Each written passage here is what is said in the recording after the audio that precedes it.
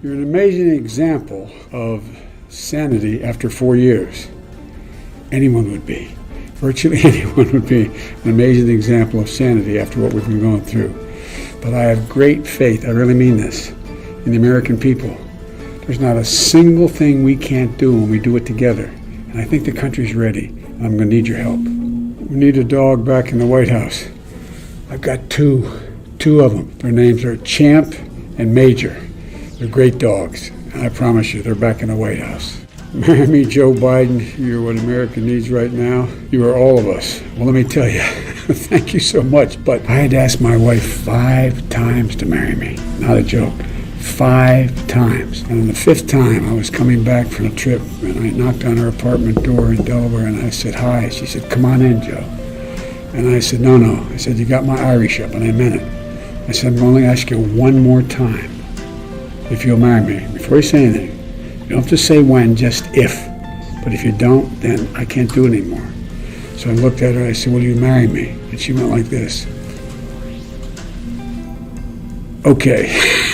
Joe Biden, he stood up for gay rights. He said, everyone should get married. Thank you, Joe Biden. Look, it's real simple where I come from. It's who you love.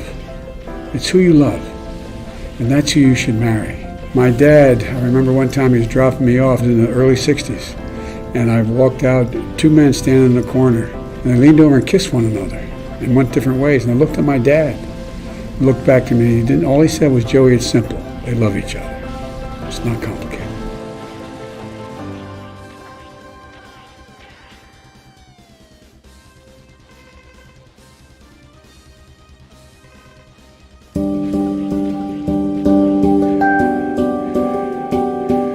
So help you God. I do. Congratulations, Senator. Thank you. If in 6 months or so there's a conflict between my being a good father and being a good senator, which I hope will not occur, we can always get another senator, but they can't get another father. Damn it, we have favorites in South Africa. The favorites in South Africa are the people who are being repressed by that ugly white regime. We have favorites. Our loyalty is not to South Africa, it's to South Africans. I believe all Americans are born with certain inalienable rights. As a child of God, I believe my rights are not derived from the Constitution. My rights are not derived from any government. My rights are not derived from any majority. My rights are because I exist. In that instant, man, the scientist, had transformed the fundamental realities of our planet, changing everything, said Albert Einstein, except man's way of thinking. We have a glimmering of an opportunity to change the way in which we, the United States, view and think about the Soviets and they about us. We cannot afford to wait any longer to treat domestic violence as something other than what it is, a serious crime. Now, as you face a new opportunity to help shape the future of America, we welcome you. And we invite you, and I personally invite you, Judge, to share with us and the American people your vision of the shape of the future of America. The record in this senator's view is crystal clear. The ability of military-style assault weapons to kill and maim not just a few, but 8 or 10, 14, 35 people in just minutes has been proven beyond any reasonable doubt. We can affect, if we're wise, the behavior, activity, and actions for a generation to come, not for what is contained in this treaty, but because of the leadership that was demonstrated in drafting this treaty, in ratifying this treaty, and enforcing this treaty. The United States Senate has been my life, and that is not hyperbole. It literally has been my life. I've been a United States Senator considerably longer than I was alive before I was a United States Senator. And I may be resigning from the Senate today, but I will always be a Senate man. Except for the title Father, there is no title, including Vice President, that I am more proud to wear than that of United States Senator.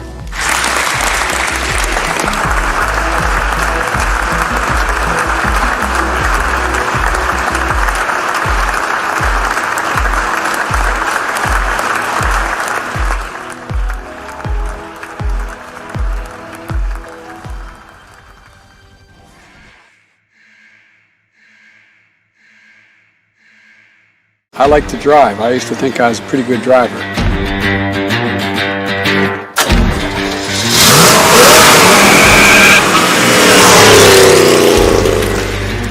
I didn't get a chance to flat shift in the second. I was afraid I'd go through those guys. Tomorrow morning, we're talking about cars and what car you'd like to see come back. I love this car. Nothing but incredible memories. Every time I get in, I think of my dad and Bo. God, can my dad drive a car? Oof. The thing I like most is the setup right here. And you feel like you're in complete control. This is just boom. Now, you stand in the front here. This is iconic industry. How can American-made vehicles no longer be out there? I believe that we can own the 21st century market again by moving to electric vehicles. And by the way, they tell me, and I'm looking forward, if it's true, to driving one, that they're making an electric Corvette and go 200 miles an hour. You think I'm kidding? I'm not kidding. So I'm excited about it.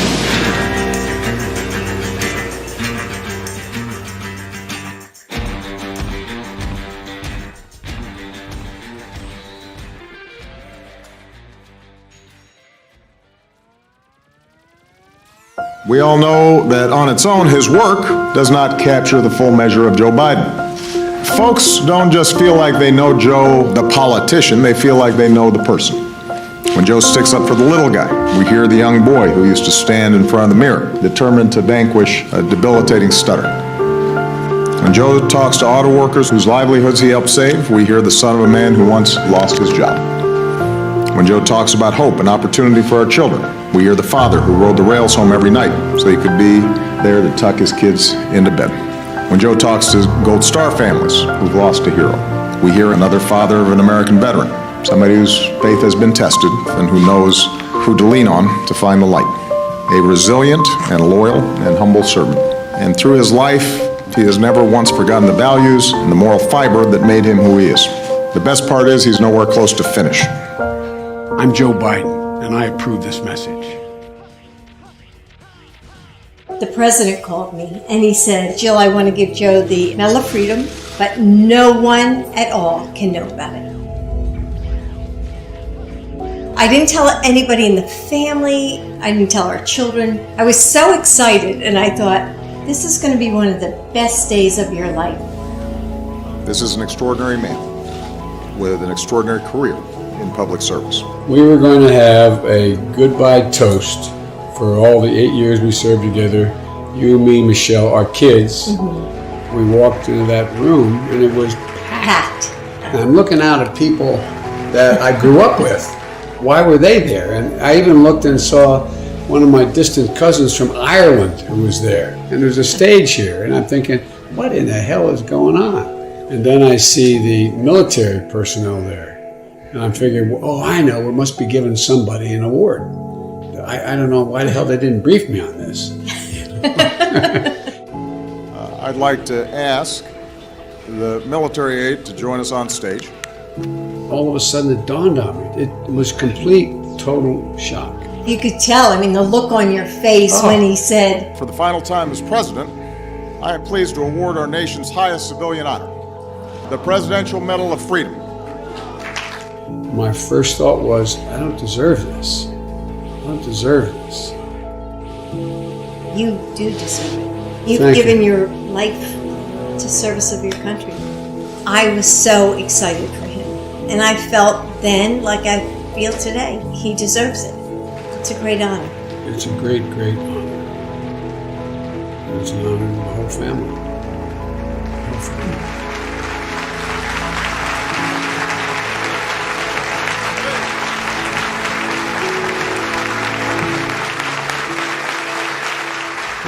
This also gives the internet one last chance to talk about our bromance.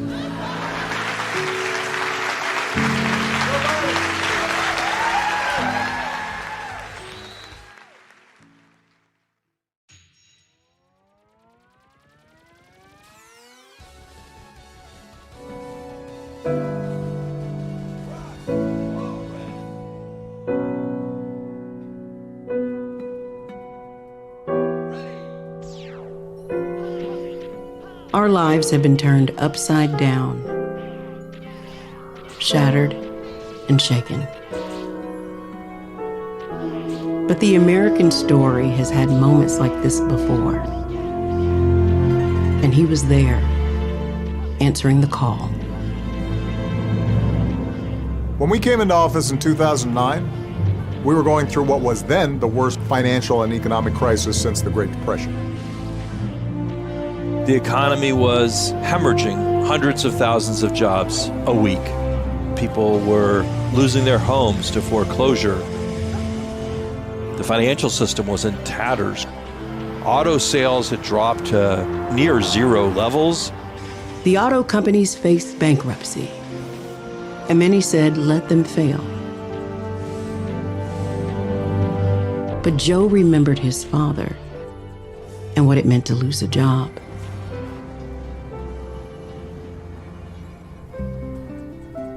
The Finnegans and Bidens were Irish Catholic.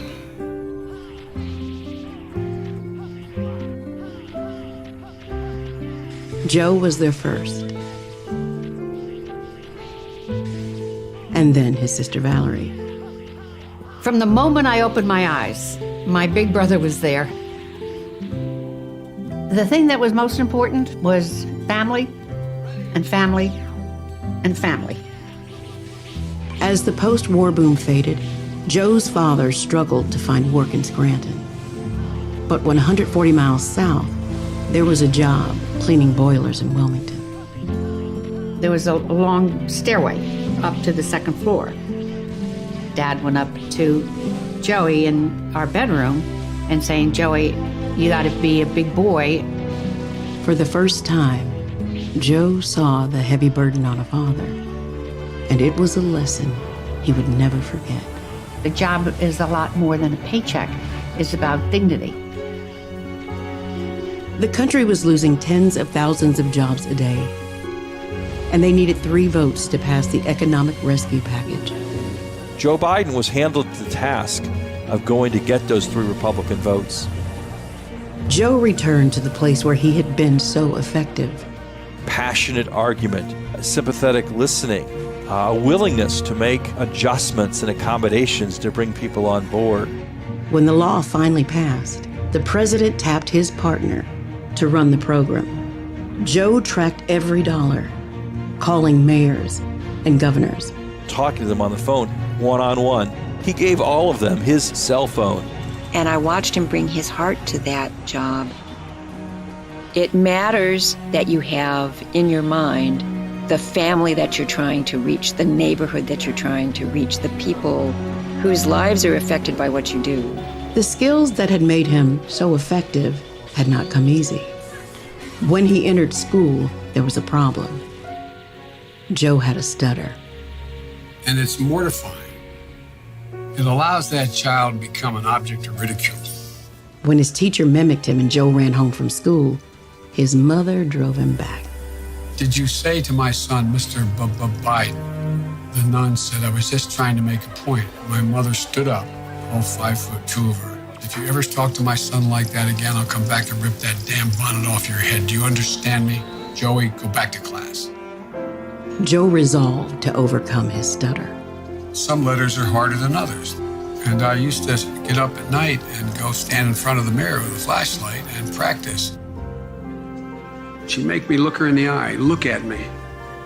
Remember, Joey, you're the smartest boy in that class. Nobody's better than you, Joey. From having to deal with stuttering, it gave me insight into other people's pain, other people's suffering. At 19, Joe sought out a summer job that few of his peers considered taking. He was a lifeguard along with the black lifeguards. That's when I first seen Joe, and we became friends. It was one of the best things I've ever done because it gave me a sense that we really didn't know one another. After Martin Luther King Jr. was assassinated, riots broke out in Wilmington, and the National Guard stayed for almost a year. I quit the law firm and asked for a job to become a public defender. That's what sort of got me involved in politics. J. Caleb Boggs was a popular war hero in a solidly Republican state, and few took Joe's campaign seriously. In Delaware, the Democratic Party was non-functional. When it got time to put up a candidate, they didn't want to touch it. This young upstart, Joe Biden, who had a lot of ideas and no money, no influence, the party said, okay, well then go ahead, Biden, give it a whirl. That's all I can ask. Just look, if you like what you see, help me out. If not, vote for the other fellow. Look me over if you would. You know, we'd have a coffee, and we'd come out of that, we'd have 5 more coffees. He was very articulate on the issues. He brought people to say, not just that, well, I agree with what you're doing, is, you know, what can I do to help?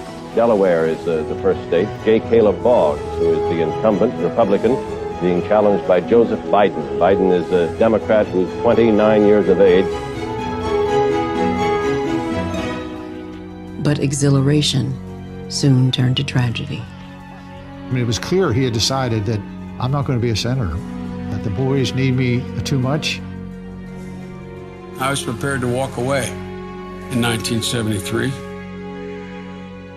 But men like Ted Kennedy and Mike Mansfield and Hubert Humphrey and Fritz Hollings, Danny Inouye, they convinced me to stay. Just stay 6 months, Joe. Remember, Danny? Just stay 6 months. He couldn't allow the suffering to debilitate him. Just like he couldn't allow the stuttering to define him. That's the backbone. There's something bigger than Joe's suffering. The Senate turned out to be a wonderful place for him. He had a real gift for bringing people together.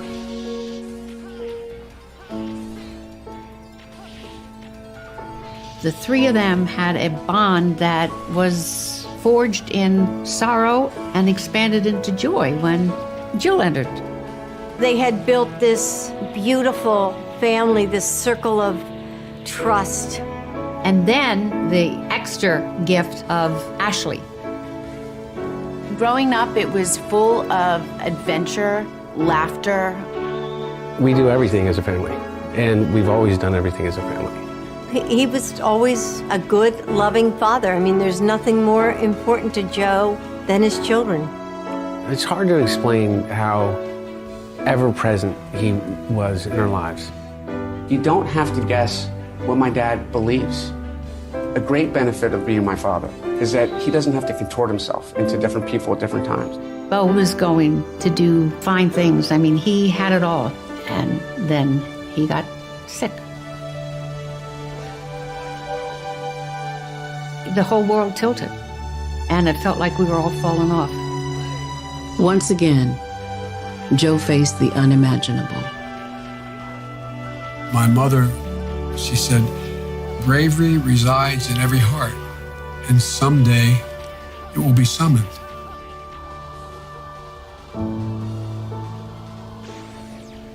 The way he survived losing my mom and my sister, and then losing my brother, is understanding that you have to have purpose. Every day I get up, I ask myself, I hope he's proud of me, because that's the thing that makes me move on. From his time in the Senate and then the White House, Joe always found a way forward, forging unlikely friendships and alliances. And time after time, he made progress possible, and always holding in his heart the struggles of his family and every family, always fighting to make his country whole. It's a very rare quality to bring your empathy skills to the process of governing. Joe Biden never forgets that that's the point of moving the wheels of government. He will keep his word. He will reach out and hear what other people have to say. To have somebody who believes in what's best in us, somebody like Joe Biden who actually believes in the American idea, that's the kind of person who I want in the White House.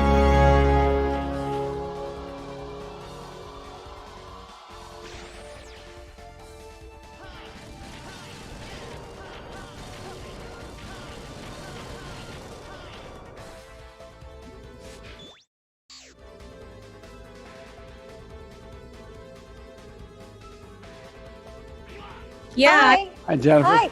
How are you? Hey, Rod, I still have the bat you gave me. There you go. There you go. What issues matter most to you guys right now? So, Dr. Biden and Vice President, if you allow me, just good enough, man. Come on. Yeah, and Jill. we're thrilled and we're excited to vote. I think our voice has never been more important. We want to come together as a team to defeat COVID and to rebuild this U.S. economy that needs us all so much. For me, it's unifying the nation again. Yep. You know, getting rid of this hate, thinking about my kids walking around in a world where, you know, it's okay to be racist or prejudiced because our administration says it's okay. You know, that to me is really sad because it's not the country I believe that I grew up in. Latinos have been one of the hardest hit communities by COVID. What's the plan to contain the virus and get our communities back to work again and to bring us together again? There's a lot we can do. I know you know this, Jennifer. A Latino is 3 times more likely to be infected by the COVID virus than a white person. 3 million unemployed. 200,000 dreamers are on the front lines of essential workers, risking their lives right now. That's not an exaggeration. That's a fact. And 1 in 3 Latino small businesses are gone. And so we're sitting here right now when the president just said he's not going to negotiate anymore. The House passed an incredibly generous bill, $2 trillion, to provide for making sure that small businesses can stay open. They can have the money for the PPE, the mask, they can put in plexiglass, they can sanitize, they can do all these things. And he's not doing anything. In addition to that, schools are still closed, especially in Latino communities. And you go down the line, but there's so much we can do. I just saw a few months ago where Coach K from Duke had mentioned, look, this is not about, you know, red or blue or Republican or Democrat. This is about humanity. And how do we take care of people that are in most need? It's about leadership. You know, I've been saying this for a long time. I'm going to run as a proud Democrat, but I'm not a Democratic president. I am an American president. My kind of hope and quest for the Latino community is that they start understanding their power. They understand what they need in this country, that their vote counts. But I hope you realize your power. For the last couple of months, I've been having charlas with so many Latino women, and I tell them, I said, you know, if I have the honor of being the next First Lady, Latina women will have a seat at the table.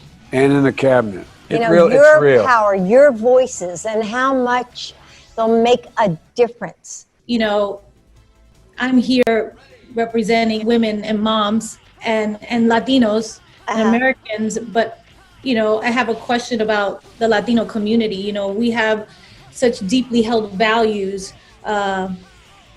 including, you know, family and faith. And I'd like to know, how have these values guided your life, especially in public service, and how much does that play a factor for you? Well, they've been my whole life, both of our lives. Not a joke. I mean, the reason why I think I've gotten such overwhelming support in my community is that I'm a practicing Catholic. Most of my Latino friends are Catholics, and it's all about family. I mean, it really is. It's all about family. And so, you know, I know too. You know, faith sometimes is the only thing you have. What's what we're hanging on to right now. I think about, you know, those young Latinos out there, African Americans, all of them that need help, that they get the support that they need. I just want our 3 little girls to know that one day they could be CEO. They could go for number 1, and they could be president of the United States of America. This is about letting people know that there's nothing beyond our capacity. I mean, there really isn't. And so there's so much we can do. I really, really believe it. We need to restore the American dream. So if you allow me maybe 15 seconds to say something in Spanish to my fellow people in Florida. Okay. Sure. Bueno, mi gente, Jennifer y yo estamos muy feliz de ir al baleto y votar para este año, que es muy importante, que la comunidad de nosotros necesita la ayuda más ahora que siempre. Muchas gracias y por favor, vayan a los baletos y voten este año. Gracias. Más que nunca importa, y tú tienes el poder. La comunidad latino va a determinar lo que va a pasar en esta elección. Tú tienes ese poder. Thank you. Thank you both. Yeah, thanks. I'm looking forward to seeing you both. Be safe. Thank you. Stay safe. Thank you. Likewise. God bless. Thanks. They're a great couple.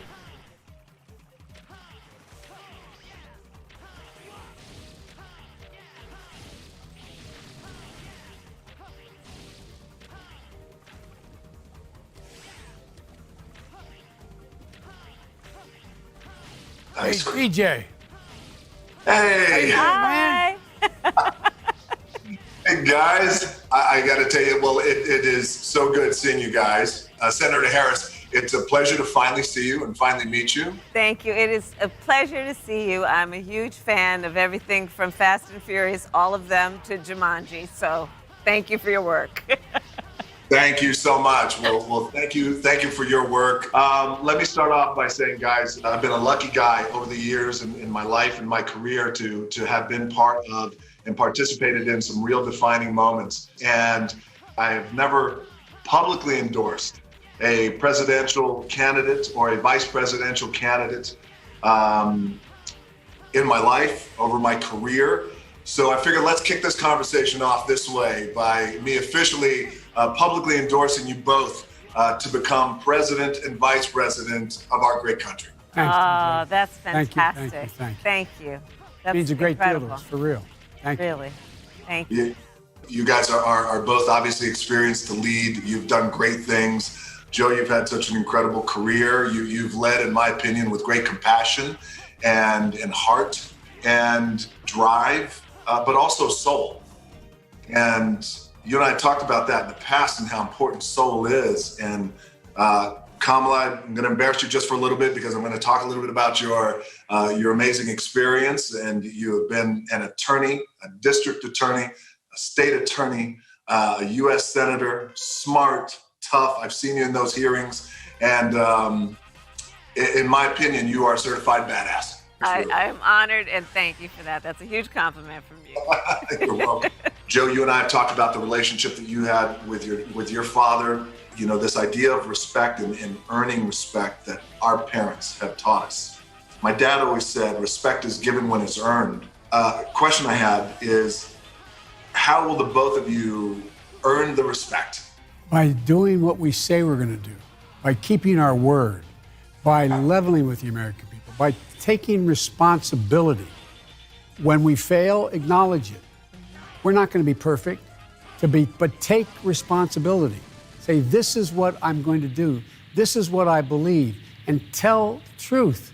That sounds so basic, but the American people are strong. They're tough. They can take anything if you level with them and tell the truth. And one of the ways we're going to do it is demonstrate we mean what we say. Our administration, DJ, is going to look like America. It's going to be representative of all of America.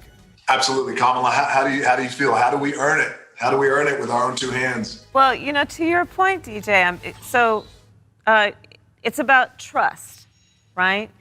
And as we know, the nature of trust is that, like Joe was saying, and you've said, it's a reciprocal relationship. You give and you receive trust. Yes. And one of the foundations of trust is truth. You must speak truth, but here's the reality. Truth can sometimes be really difficult to hear.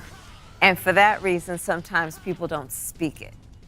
But you cannot have trust if you don't speak truth. You know that as a parent. We know that as parents. You have to speak truth. And as long as there is an understanding that it is being spoken not to confront, not to hurt, but to deal with things the way they must be handled, I think that has to be part of the core of what we do as we go forward, because to your point, we're facing as a country so many challenges, and people are grieving. I mean, people are grieving the loss of life, the loss of jobs, the loss of certainty, the loss of normalcy. And to heal and get through this, we're going to have to be honest about what healing will require.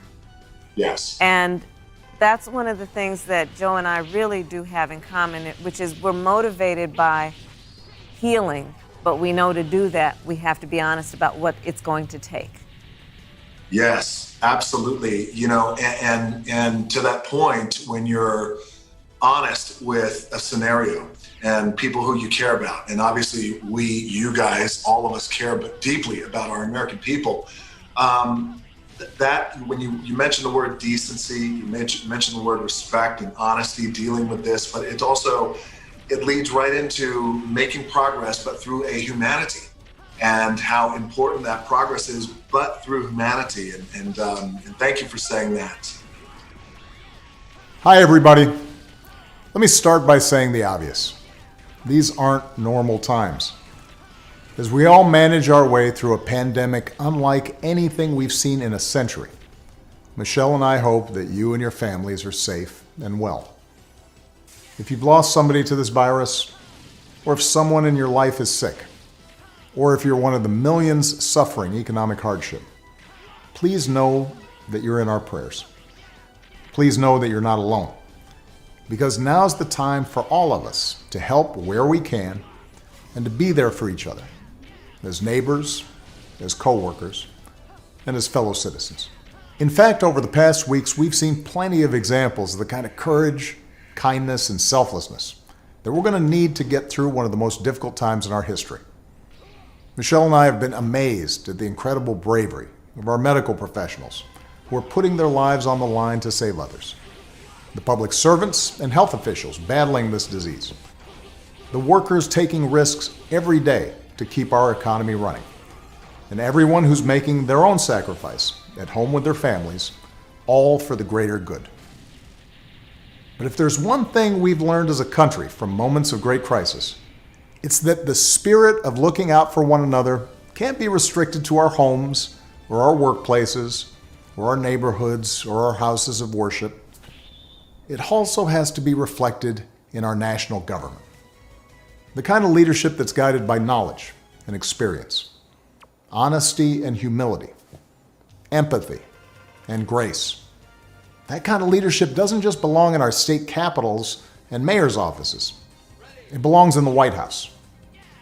And that's why I'm so proud to endorse Joe Biden for President of the United States. Choosing Joe to be my vice president was one of the best decisions I ever made, and he became a close friend.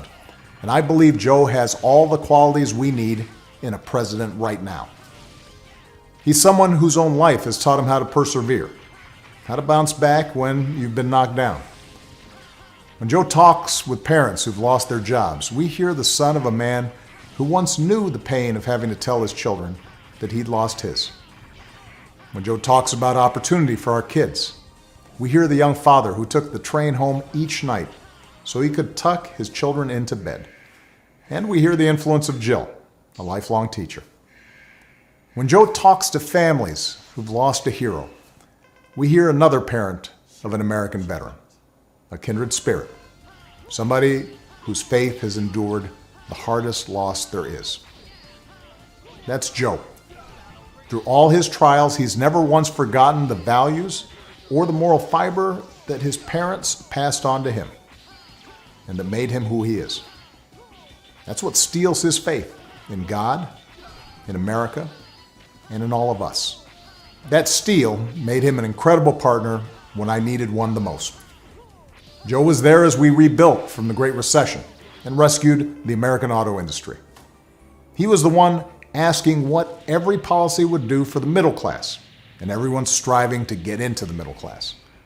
That's why I asked him to implement the Recovery Act, which saved millions of jobs and got people back on their feet. Because Joe gets stuff done. Joe helped me manage H1N1 and prevent the Ebola epidemic from becoming the type of pandemic we're seeing now. He helped me restore America's standing and leadership in the world on the other threats of our time, like nuclear proliferation and climate change. Joe has the character and the experience to guide us through one of our darkest times and heal us through a long recovery. And I know he'll surround himself with good people. Experts, scientists, military officials who actually know how to run the government and care about doing a good job running the government. and know how to work with our allies, and who will always put the American people's interests above their own. Now, Joe will be a better candidate for having run the gauntlet of primaries and caucuses alongside one of the most impressive Democratic fields ever. Each of our candidates were talented and decent, with a track record of accomplishment, smart ideas, and serious visions for the future. And that's certainly true of the candidate who made it farther than any other, Bernie Sanders. Bernie's an American original, a man who has devoted his life to giving voice to working people's hopes, dreams, and frustrations. He and I haven't always agreed on everything, but we've always shared a conviction that we have to make America a fairer, more just, more equitable society. We both know that nothing is more powerful than millions of voices calling for change. And the ideas he's championed, the energy and enthusiasm he inspired, especially in young people, will be critical in moving America in a direction of progress and hope.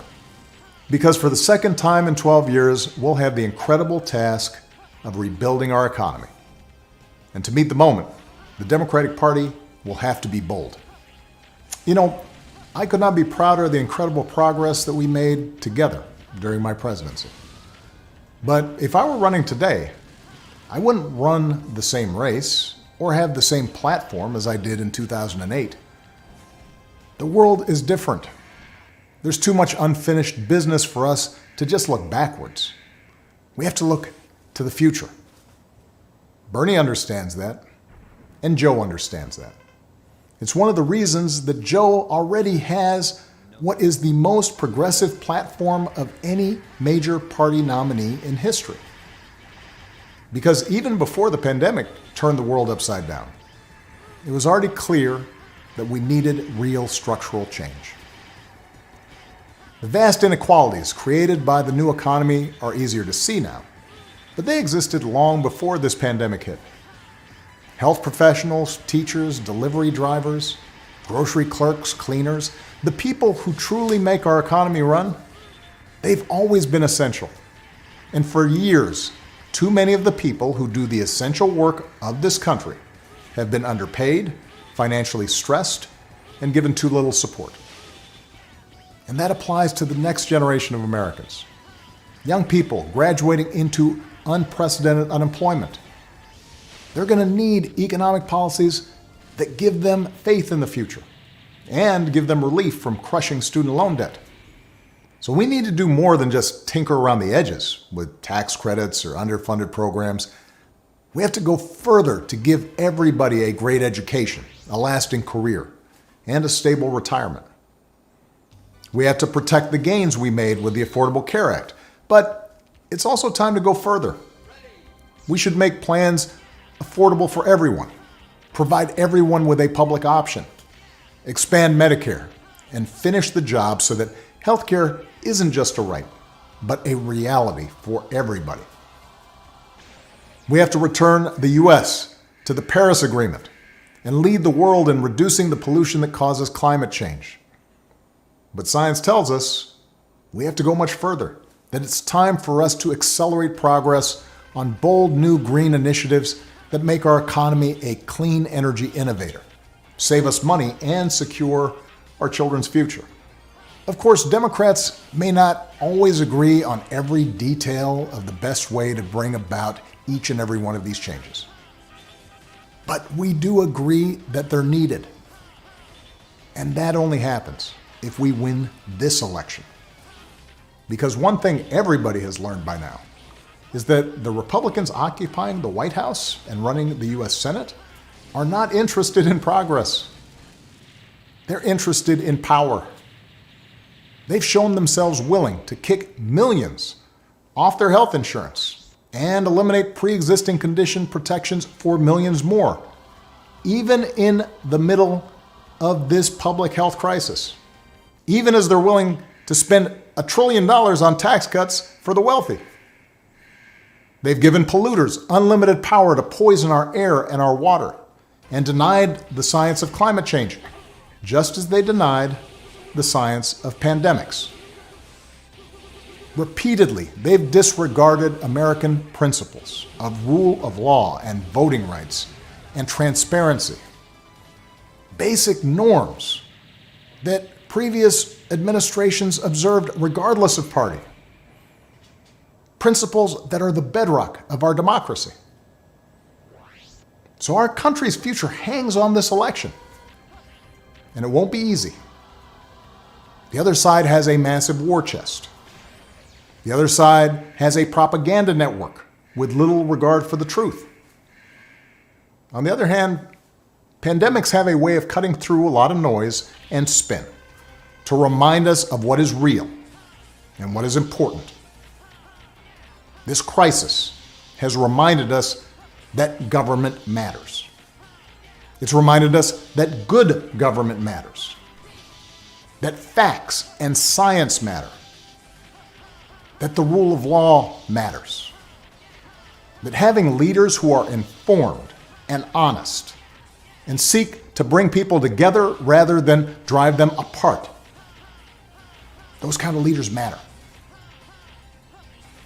In other words, elections matter.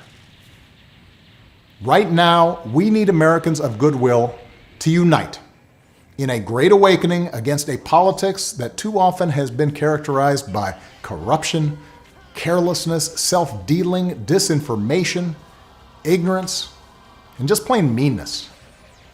And to change that, we need Americans of all political stripes to get involved in our politics and our public life like never before.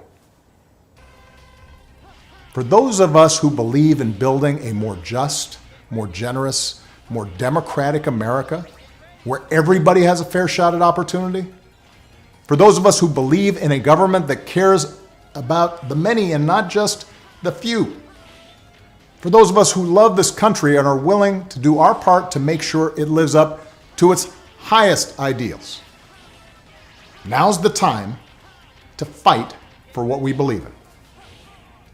So join us. Join Joe. Go to joebiden.com right now. Make a plan for how you are going to get involved.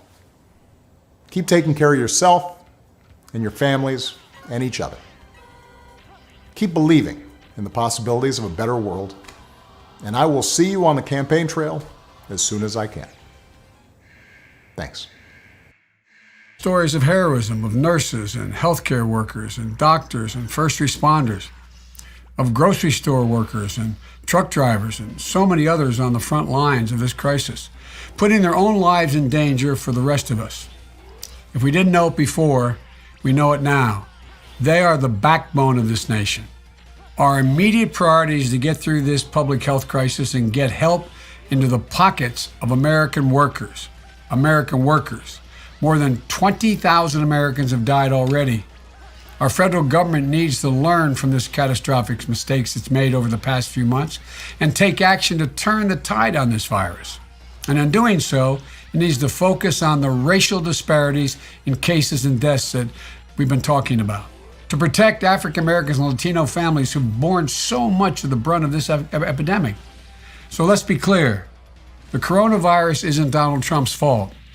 But the fact that America has more cases than any country in the world is his responsibility. New reporting over the weekend showed that he turned a blind eye to China's mistakes at a critical moment. He tried to downplay the danger to keep the stock market high. He rejected the advice he was getting from his own experts to prepare for what was coming. They told him. Now we're all paying a very high price for his bad judgment, bad decisions, bad instincts of this administration. You know, we all know more than 16 million Americans have lost their jobs already. Our federal government has to act more decisively to get assistance the Congress has already approved of more than $2.2 trillion into the hands of those who need it the most. Workers, families, small businesses. Now this leads me to a critical point. When this crisis has receded, we can't just think about building back to the way things were before. We need to build better for the future. Many of the biggest cracks in our social safety net have been laid bare by this crisis. From health care to paid sick leave to the shortcomings of our unemployment system. And we need to build a 21st century safety net that takes care of all of our citizens in times of crisis. And I mean all of our citizens. Yes, in all times, not just in crisis. You know, we're going to need to address rebuilding our nation's infrastructure. We're going to need to shore up our democracy. We all have to know the clock is ticking. We don't have a moment to waste in combating the climate crisis. It's an existential threat to us. In short, we need to build a fair, more inclusive, more resilient America. And with that in mind, I'd like to welcome to this conversation a leader who shares those values and has been an outspoken advocate for that vision for a long time. My friend, Senator Bernie Sanders. Bernie, welcome. Joe, thank you very much for your remarks, and thank you for welcoming me to your live stream here. As you've indicated, we are living in an unbelievably unprecedented moment. You and I were chatting a few months ago. Not in a million years would we have believed that we would be talking to each other in our respective homes, that we could not, do rallies, that we could not get out of the house. We would not have believed that we'd be looking not only at a pandemic, which, as you indicated, has taken over 20,000 lives in our country, 500,000 people infected, but has cost us 16 million jobs, and that's probably a conservative number. The real number is probably higher than that. So we are in a terrible moment, an unprecedented moment, and I know we share the understanding that we've got to go forward right now and out of this in an unprecedented way to address the terrible pain that so many of our fellow Americans are feeling. So today I am asking all Americans, I'm asking every Democrat, I'm asking every independent, I'm asking a lot of Republicans to come together in this campaign to support your candidacy, which I endorse, to make certain that we defeat somebody who I believe, and I'm speaking just for myself now, is the most dangerous president in the modern history of this country. A president, and you made this point, who downplayed this pandemic, who ignored the advice that some of his people were giving him, who has not used the Defense Production Act early on so that we could produce the masks, the gowns, the gloves, the ventilators that our medical personnel desperately need, who today, because I understand that is threatening to fire Dr. Fauci, who has been an unbelievable, who has been day after day the voice of science to the American people, trying to explain how we go forward in this crisis, and he's threatening to fire him. So to me, for all of those reasons and so many more, a president who apparently has never read the Constitution of the United States, who believes he's above the law, a president who lies all of the time, a president who has at least shown me that he is a racist and a sexist and a homophobe and a xenophobe and a religious bigot. I mean, for all of those reasons or more, we've got to make Trump a one-term president, and we need you in the White House. So I will do all that I can to see that happens, Joe. And I know that there is an enormous responsibility on your shoulders right now. And it's imperative that all of us work together to do what has to be done, not only in this moment, but beyond this moment, in the future of this country. And in that regard, I have been very pleased that your staff and my staff have been working together over the last several weeks to coming up with a number of task forces. These are task forces that will look at some of the most important issues facing this country. The economy, how we create an economy that works for all, not just a few. Education, how we create the best educational system in the world for all of our people. How we deal with climate change, which, as you indicated, is an existential threat to the planet. How we deal with criminal justice, because we don't want to continue having more people in jail than any other country on earth, how we deal with immigration reform, and how we have a healthcare system that is so much better than what we have right now. Now, it's no great secret out there, Joe, that you and I have our differences, and we're not going to paper them over. That's real. But I hope that these task forces will come together, utilizing the best minds and people in your campaign and in my campaign to work out real solutions to these very, very important problems. So look forward to working with you and bringing some great people into those task forces. Well, Bernie, I want to thank you for that. It's a big deal, I think that your endorsement means a great deal. It means a great deal to me. I think people are going to be surprised that we are apart on some issues, but we're awfully close on a whole bunch of others. And I think you've made. If I am the nominee, which it looks like now you just made me, I'm going to need you, not just to win the campaign, but to govern. And so, do you have any questions for me, Bernie, at all? I did, Joe.